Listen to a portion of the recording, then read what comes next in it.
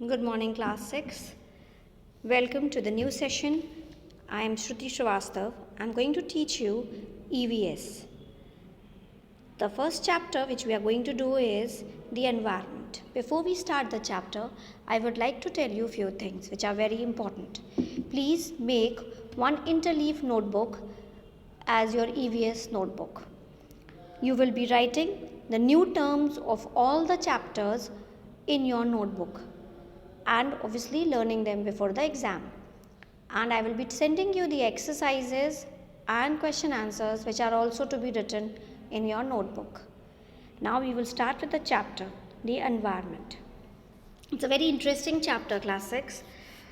What are we going to learn in this is the environment, natural environment and the social environment. New terms, organism, a living being. Environment, how you define environment? It's system of variety of elements. Microorganisms, small living beings that cannot be seen with naked eye. That means you need something that is microscope to see these animals or living beings. Chlorophyll, we all know what is the work of chlorophyll. It is present in the green plant and that's why the color of the plant is green, and it is a pigment that in the leaf that makes plant green in color. Photosynthesis, it is a process of making food by plants. Subsoil, a layer of soil beneath the topsoil, something which is after the topsoil we have subsoil. What is aquatic? That is something related to the water. Now let's see the environment. The environment refers to our surroundings. Whatever we look around is part of our environment. All living beings or organisms live in their surroundings or environment. In this picture, we notice so many things like animals, man, women, house, trees, and clouds, etc. Things observed in the first picture can be observed in this picture also. You can see both the pictures, but they are different. Even the dress of man is different from the woman. All the things seen in both the picture are part of the environment, in addition to many other things like wind, rain, temperature, etc. Things in both the pictures are different because of the different environment. It means the environment changes from place to place.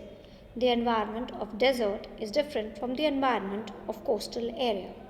Similarly, the environment of plains differ from the environment of mountains. So if you have visited any mountainous area, you must have seen that people, they wear thick clothes, they wear pullovers just to cover their body or protect themselves from the cold waves, like we do it in the winter season. Same ways, if you visit a desert area, you will see the people dress accordingly. They wear light cotton clothes like we do in summers, so that we do not feel very hot, because obviously we cannot change the climate and the conditions or the weather, so we have to dress accordingly. So the environment has the impact on our dressing sense as well as on our eating habit. The people who are living near the sea or the river, they are more dependent on the equator, people living in near the sea, they eat fish very often because that is easily available there. For example, the places like Calcutta, right? Not only the human beings, even the animal, they adapt to these environment. Like Sundarban is the only place where the tigers, they eat fish. You will not find anywhere else this thing, because Sundarban, there it's a there the tigers are living and they have to survive, so they are dependent on the fish which they get easily there, right? Now before we proceed, I just have a question. Why do we study EVS? Why are you studying? I think this is the first time you are studying EVS. No? Okay. Because we are neglecting the environment, we as human beings. So it was given thought over, and it was realized that if children, they become sensitive towards the environment, they will automatically motivate their parents to be sensitized towards the environment. We have to take efforts because if we are not going to leave the environment the way it is or by improvising it, what will our generation, coming generation, how will they survive? Like take the example, if the trees which are there near our house or maybe in your garden or in your like village, the orchards and all, you have not planted them, right? Maybe your forefathers have planted them, and if they would have thought that like I will not be getting the benefit of eating these fruits, they would not have planted those trees. So obviously it is like they thought that they should be planting these trees or plants for the coming generation. And same ways we also have to think for the future. So we have to take the pledge that we will be doing our bit to conserve the environment, right?